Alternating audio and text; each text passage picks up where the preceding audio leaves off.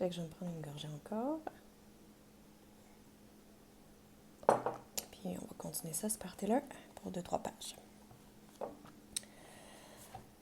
La mort du concierge, il est possible de le dire, marqua la fin de cette période remplie de signes déconcertants et le début d'une autre, relativement plus difficile, où la surprise des premiers temps se transforma peu à peu en panique.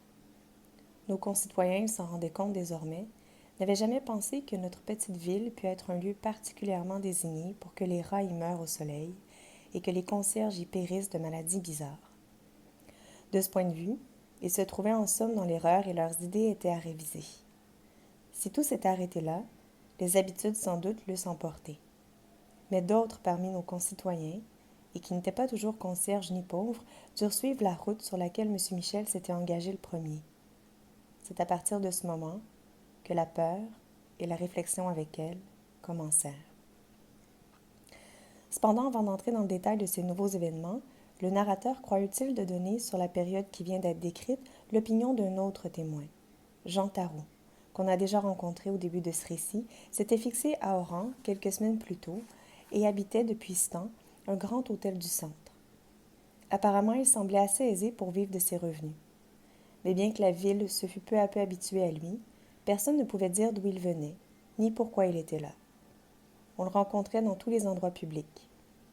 Dès le début du printemps, on l'avait beaucoup vu sur les plages, nageant souvent et avec un plaisir manifeste. Bonhomme, toujours souriant, il semblait être l'ami de tous les plaisirs normaux, sans en être l'esclave. En fait, la seule habitude qu'on lui connut était la fréquentation assidue des danseurs et des musiciens espagnols, assez nombreux dans notre ville. Ces carnets, en tout cas, constituent eux aussi une sorte de chronique de cette période difficile. Mais il s'agit d'une chronique très particulière qui semble obéir à un parti pris d'insignifiance. À première vue, on pourrait croire que Tarrou s'est ingénié à considérer les choses et les êtres par le gros bout de la lorgnette. Dans le désarroi général, il s'appliquait, en somme, à se faire l'historien de ce qui n'a pas d'histoire. On peut déplorer sans doute ce parti pris et y soupçonner la sécheresse du cœur. Mais il n'en reste pas moins que ces carnets peuvent fournir, pour une chronique de cette période, une foule de détails secondaires qui ont cependant leur importance et dont la bizarrerie même empêchera qu'on juge trop vite cet intéressant personnage. Les premières notes prises par Jean Tarrou datent de son arrivée à Oran. Elles montrent, dès le début, une curieuse satisfaction de se trouver dans une ville aussi laide par elle-même. On y trouve la description détaillée des 2 lions de bronze qui ornent la mairie, des considérations bienveillantes sur l'absence d'arbres, les maisons disgracieuses et le plan absurde de la ville. Tarrou y mêle encore des dialogues entendus dans les tramways et dans les rues, sans y ajouter de commentaires, sauf, un peu plus tard, pour l'une de ses conversations concernant un nommé Camp. Tarrou avait assisté à l'entretien de 2 receveurs de tramway. « Tu as bien connu Camps ?» disait l'un. « Camps? Un grand avec une moustache noire? » « C'est ça. Il était à l'aiguillage. »« Oui, bien sûr. Eh bien, il est mort. »« Ah? Et quand donc? » ?»« Après l'histoire des rats. »« Tiens, et qu'est-ce qu'il a eu? » ?»« Je ne sais pas, la fièvre. Et puis, il n'était pas fort. Il a eu des abcès sous le bras. Il n'a pas résisté. Il avait pourtant l'air comme tout le monde. Non, il avait la poitrine faible et il faisait de la musique à l'orphéon. Toujours souffler dans un piston, ça use. Ah, termina le deuxième. Quand on est malade, il ne faut pas souffler dans un piston. Après ces quelques indications, Tarrou se demandait pourquoi Camps était rentré à l'Orphéon contre son intérêt le plus évident et quelles étaient les raisons profondes qui l'avaient conduit à risquer sa vie pour des défilés dominicaux. Tarrou semblait ensuite avoir été favorablement impressionné par une scène qui se déroulait souvent au balcon, qui faisait face à sa fenêtre. Sa chambre donnait en effet sur une petite rue transversale où des chats dormaient à l'ombre des murs. Mais tous les jours, après déjeuner, aux heures où la ville tout entière somnolait dans la chaleur, un petit vieux apparaissait sur un balcon, de l'autre côté de la rue. Les cheveux blancs et bien peignés, droit et sévère dans ses vêtements de coupe militaire, il appelait les chats d'un « minet, minet », à la fois distant et doux. Les chats levaient leurs yeux pâles de sommeil, sans encore se déranger. L'autre déchirait des petits bouts de papier au-dessus de la rue et les bêtes, attirées par cette pluie de papillons blancs, avançaient au milieu de la chaussée, tendant une patte hésitante vers les derniers morceaux de papier. Le petit vieux crachait alors sur les chats avec force et précision. Si l'un des crachats atteignait son but, il riait. Enfin, Tarou paraissait avoir été définitivement séduit par le caractère commercial de la ville, dont l'apparence, l'animation et même les plaisirs semblaient commandés par les nécessités du négoce. Cette singularité, c'est le terme employé par les carnets, recevait l'approbation de Tarou, et l'une de ses remarques élogieuses se terminait par l'exclamation « Enfin !» Ce sont les seuls endroits où les notes du voyageur, à cette date, semblent prendre un caractère personnel. Il est difficile simplement d'en apprécier la signification et le sérieux. C'est ainsi qu'après avoir relaté que la découverte d'un rat mort avait poussé le caissier de l'hôtel à commettre une erreur dans sa note, Tarou avait ajouté, d'une écriture moins nette que d'habitude, « Question. Comment faire pour ne pas perdre son temps? » Réponse. L'éprouver dans toute sa longueur. Moyen. Passer des journées dans l'antichambre d'un dentiste sur une chaise inconfortable. Vivre à son balcon le dimanche après-midi. Écouter des conférences dans une langue qu'on ne comprend pas. Choisir les itinéraires de chemin de fer les plus longs et les moins commodes et voyager debout naturellement. Faire la queue au guichet des spectacles et ne pas prendre sa place, etc. Mais tout de suite après ces écarts de langage ou de pensée, les carnets entament une description détaillée des tramways de notre ville, de leur forme de nacelle, leur couleur indécise, leur saleté habituelle, et terminent ces considérations par un « c'est remarquable » qui n'explique rien. Voici en tout cas les indications données par Tarou sur l'histoire des rats. Aujourd'hui, le petit vieux d'en face est décontenancé. Il n'y a plus de chats. Ils ont en effet disparu, excités par les rats morts que l'on découvre en grand nombre dans la rue. À mon avis, il n'est pas question que les chats mangent les rats morts. Je me souviens que les miens détestaient ça. Il n'empêche qu'ils doivent courir dans les caves et que le petit vieux est décontenancé. Il est moins bien peigné, moins vigoureux. On le sent inquiet. Au bout d'un moment, il est rentré. Mais il avait craché, une fois dans le vide. Dans la ville, on a arrêté un tram aujourd'hui parce qu'on y avait découvert un rat mort, parvenu là on ne sait comment. 2 ou 3 femmes sont descendues. On a jeté le rat. Le tram est reparti. À l'hôtel, le veilleur de nuit, qui est un homme digne de foi, m'a dit qu'il s'attendait à un malheur avec tous ces rats. Quand les rats quittent le navire. Je lui ai répondu que c'était vrai dans le cas des bateaux, mais qu'on ne l'avait jamais vérifié pour les villes. Cependant, sa conviction est faite. Je lui ai demandé quel malheur, selon lui, on pouvait attendre. Il ne savait pas, le malheur étant impossible à prévoir. Mais il n'aurait pas été étonné qu'un tremblement de terre fît l'affaire. J'ai reconnu que c'était possible, et il m'a demandé si ça ne m'inquiétait pas. La seule chose qui m'intéresse, lui ai-je dit, c'est de trouver la paix intérieure. Il m'a parfaitement compris. Au restaurant de l'hôtel, il y a toute une famille bien intéressante. Le père est un grand homme maigre, habillé de noir, avec un col dur. Il a le milieu du crâne chauve et 2 touffes de cheveux gris à droite et à gauche. Des petits yeux ronds et durs, un nez mince, une bouche horizontale lui donnent l'air d'une chouette bien élevée. Il arrive toujours le premier à la porte du restaurant, s'efface, laisse passer sa femme, menu comme une souris noire, et entre alors avec, sur les talons, un petit garçon et une petite fille habillés comme des chiens savants. Arrivé à sa table, il attend que sa femme ait pris place, s'assied, et les 2 caniches peuvent enfin se percher sur leur chaise. Il dit « vous » à sa femme et à ses enfants, débite des méchancetés polies à la première et des paroles définitives aux héritiers. « Nicole, vous vous montrez souverainement antipathique. » Et la petite fille est prête à pleurer. C'est ce qu'il faut. Ce matin, le petit garçon était tout excité par l'histoire des rats. Il a voulu dire un mot à table. « On ne parle pas de rats à table, Philippe. Je vous interdis à l'avenir de prononcer ce mot. »« Votre père a raison, » a dit la souris noire. Les 2 caniches ont piqué le nez dans leur pâté et la chouette a remercié d'un signe de tête qui n'en disait pas long. Malgré ce bel exemple, on parle beaucoup en ville de cette histoire du rat. Le journal s'en est mêlé. La chronique locale, qui d'habitude est très variée, est maintenant occupée tout entière par une campagne contre la municipalité. Nos édiles se sont-ils avisés du danger que pouvaient présenter les cadavres putréfiés de ces rongeurs? Le directeur de l'hôtel ne peut plus parler d'autre chose. Mais c'est aussi qu'il est vexé. Découvrir des rats dans l'ascenseur d'un hôtel honorable lui paraît inconcevable. Pour le consoler, je lui ai dit « Mais tout le monde en est là. »« Justement, m'a-t-il répondu, nous sommes maintenant comme tout le monde. » C'est lui qui m'a parlé des premiers cas de cette fièvre surprenante dont on commence à s'inquiéter. Une de ses femmes de chambre en est atteinte. Mais sûrement, ce n'est pas contagieux, a-t-il précisé avec empressement. Je lui ai dit que cela m'était égal. Ah, je vois, monsieur est comme moi.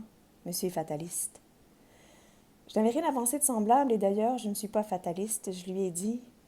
C'est à partir de ce moment que les carnets de tarot commencent à parler avec un peu de détail de cette fièvre inconnue dont on s'inquiétait déjà dans le public. En notant que le petit vieux avait retrouvé enfin ses chats avec la disparition des rats, il rectifiait patiemment ses tirs. Tarot ajoutait qu'on pouvait déjà citer une dizaine de cas de fièvre, dont la plupart avaient été mortels. À titre documentaire, on peut enfin reproduire le portrait du docteur Rieux par Tarot. Autant que le narrateur puisse juger, il est assez fidèle. Paraît 35 ans, taille moyenne, les épaules fortes, visage presque rectangulaire, les yeux sombres et droits, mais les mâchoires saillantes. Le nez fort et régulier. Cheveux noirs coupés très courts. La bouche est arquée avec des lèvres pleines et presque toujours serrées. Il a un peu l'air d'un paysan sicilien avec sa peau cuite, son poil noir et ses vêtements de teinte toujours foncée, mais qui lui vont bien. Il marche vite. Il descend les trottoirs sans changer son allure, mais 2 fois sur 3 remonte sur le trottoir opposé en faisant un léger saut. Il est distrait au volant de son auto. Il laisse souvent ses flèches de direction levée, même après qu'il a effectué son tournant. Toujours tête nue, l'air renseigné. Ok, bye. Je te reparle demain ou après-demain. Avec surprise, le nouveau café sera à la moitié de la lecture parce que l'autre, attends un peu, pas perdre mes belles habitudes.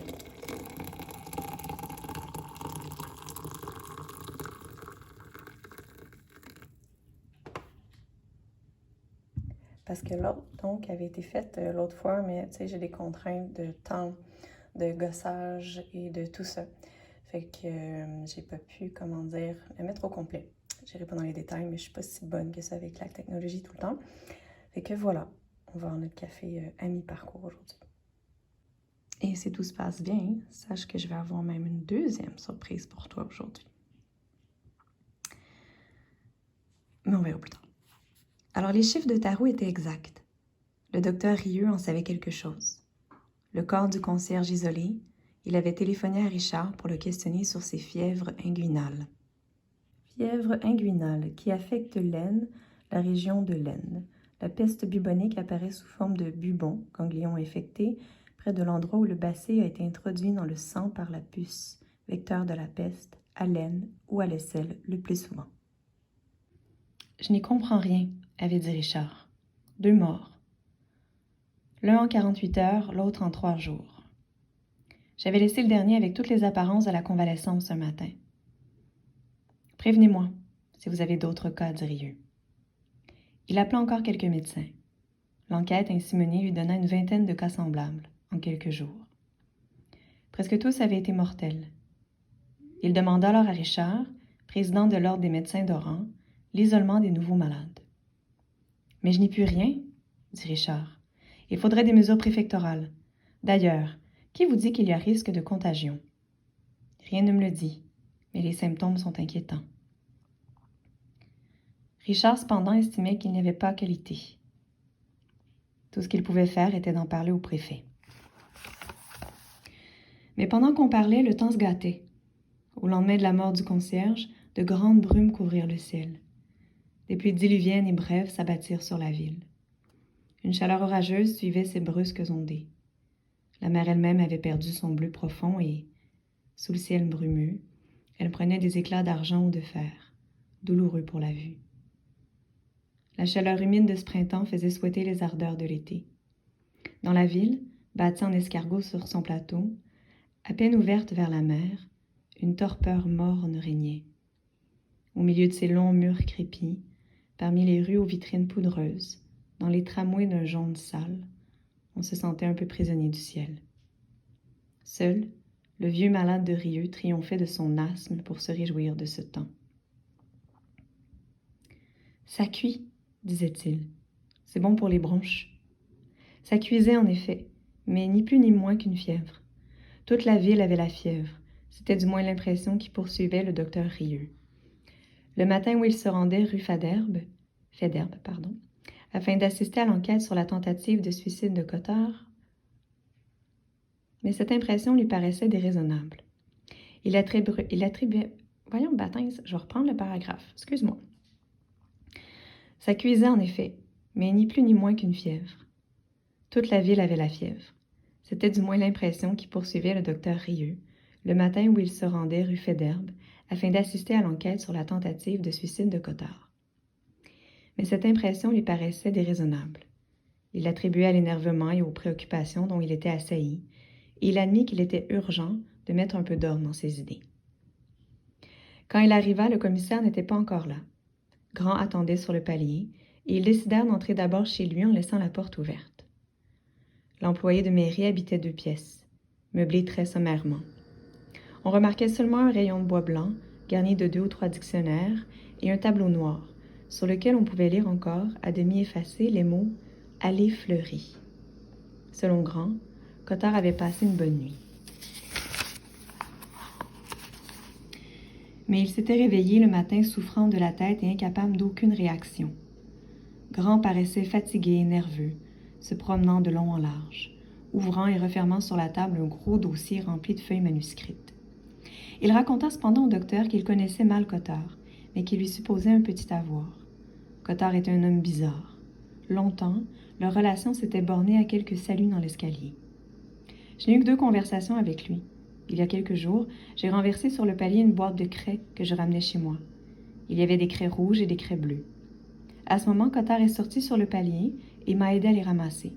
Il m'a demandé à quoi servaient ces craies de différentes couleurs. Grand lui a alors expliqué qu'il essayait de refaire un peu de latin. Depuis le lycée, ses connaissances s'étaient estompées.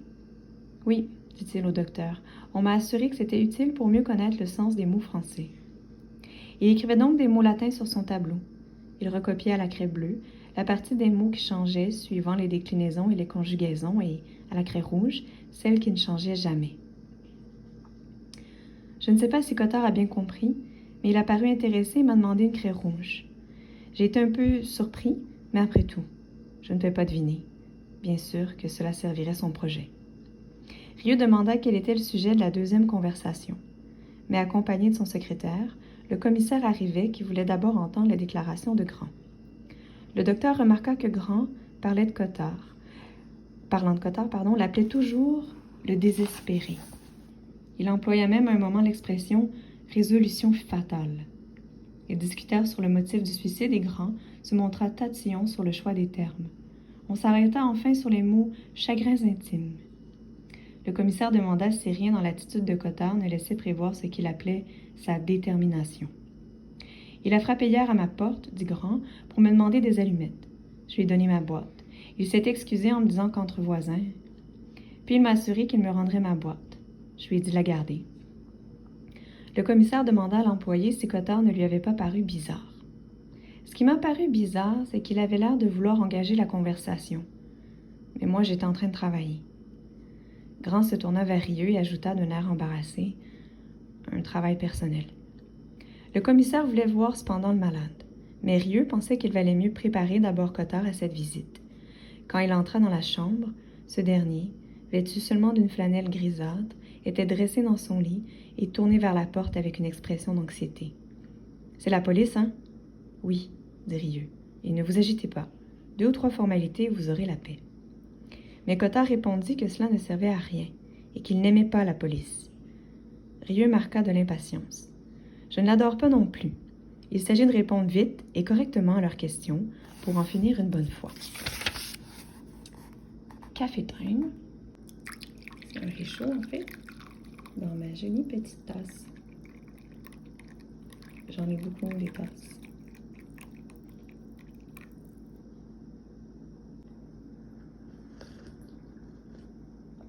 Si tu savais le plaisir que j'ai à boire en faisant beaucoup de bruit. Je vais te finir ça dans mon lit parce que mon fils fait son temps d'écran et que, voilà, on aurait sa voix en background. Cottard se tut et le docteur retourna vers la porte. Mais le petit homme l'appelait déjà et lui prit les mains quand il fut près du lit. « On ne peut pas toucher à un malade, un homme qui s'est pendu, n'est-ce pas, docteur? » Rieux le considéra un moment et l'assura, enfin, qu'il n'avait jamais été question de rien de ce genre et qu'aussi bien, il était là pour protéger son malade. Celui-ci parut se détendre et Rieux fit entrer le commissaire. On lut à Cottard le témoignage de Grand et on lui demanda s'il pouvait préciser les motifs de son acte. Il répondit seulement et sans regarder le commissaire que, chagrins intimes, c'était très bien. Le commissaire le pressa de dire s'il avait envie de recommencer. Cottard, s'animant, répondit que non, et qu'il désirait seulement qu'on lui laissât la paix. « Je vous ferai remarquer, dit le commissaire sur un ton irrité, que, pour le moment, c'est vous qui troublez celle des autres. » Sur un signe de Rieux, on en resta là. « Vous pensez, soupira le commissaire en sortant. Nous avons d'autres chats à fouetter depuis qu'on parle de cette fièvre. » Il demanda au docteur si la chose était sérieuse, et Rieux dit qu'il n'en savait rien. « C'est le temps, voilà tout, » conclut le commissaire. C'était le temps, sans doute. Tout poissait aux mains à mesure que la journée avançait, et Rieux sentait son appréhension croître à chaque visite. Le soir de ce même jour, dans le faubourg, un voisin du vieux malade se pressait sur les aines et vomissait au milieu du délire. Les ganglions étaient bien plus gros que ceux du concierge. L'un d'eux commençait à suppurer, et bientôt, il s'ouvrit comme un mauvais fruit. Rentré chez lui, Rieux téléphona au dépôt de produits pharmaceutiques du département. Ses notes professionnelles mentionnent seulement à cette date « réponse négative ». Et déjà, on l'appelait ailleurs pour des cas semblables. Il fallait ouvrir les abcès, c'était évident. 2 coups de bistouri en croix et les ganglions déversaient une purée mêlée de sang. Les malades saignaient, écartelés. Mais des taches apparaissaient au ventre et aux jambes. Un ganglion cessait de suppurer puis se regonflait. La plupart du temps, le malade mourait, dans une odeur épouvantable. La presse, si bavarde dans l'affaire des rats, ne parlait plus de rien. C'est que les rats meurent dans la rue, et les hommes dans leur chambre. Et les journaux ne s'occupent que de la rue. Mais la préfecture et la municipalité commençaient à s'interroger. Aussi longtemps que chaque médecin n'avait pas eu connaissance de plus de 2 ou 3 cas, personne n'avait pensé à bouger. Mais en somme, il suffit que quelqu'un songeât à faire l'addition. L'addition était consternante. En quelques jours à peine, les cas mortels se multiplièrent, et il devint évident pour ceux qui se préoccupaient de ce mal curieux qu'il s'agissait d'une véritable épidémie. C'est le moment que choisit Castel, un confrère de Rieux, beaucoup plus âgé que lui, pour venir le voir. « Naturellement, lui dit-il, vous savez ce que c'est, Rieux. J'attends le résultat des analyses. Moi, je le sais, et je n'ai pas besoin d'analyse. J'ai fait une partie de ma carrière en Chine, et j'ai vu quelques cas à Paris, il y a une 20aine d'années. Seulement, on n'a pas osé leur donner un nom. » Ah non. Sur le moment. L'opinion publique, c'est sacré. Pas d'affolement. Surtout pas d'affolement. Et puis, comme disait un confrère, c'est impossible. Tout le monde sait qu'elle a disparu de l'Occident. Oui, tout le monde le savait, sauf les morts. Allons, Rieux, vous savez aussi bien que moi ce que c'est. Rieux réfléchissait. Par la fenêtre de son bureau, il regardait l'épaule de la falaise pierreuse qui se refermait au loin sur la baie. Le ciel, quoique bleu, avait un éclat terne qui s'adoucissait à mesure que l'après-midi avançait. Honnêtement, je passerais ma vie à lire des descriptions de paysages de Camus. Fin de la parenthèse. Oui, Castel dit-il, c'est à peine croyable, mais il semble bien que ce soit la peste. Castel se leva et se dirigea vers la porte. Vous savez ce qu'on nous répondra, dit le vieux docteur. Elle a disparu des pays tempérés depuis des années. Qu'est-ce que ça veut dire disparaître? Répondit Rieux en haussant les épaules. Oui, et n'oubliez pas, à Paris encore, il y a presque 20 ans. Bon, espérons que ce ne sera pas plus grave aujourd'hui qu'alors. Mais c'est vraiment incroyable.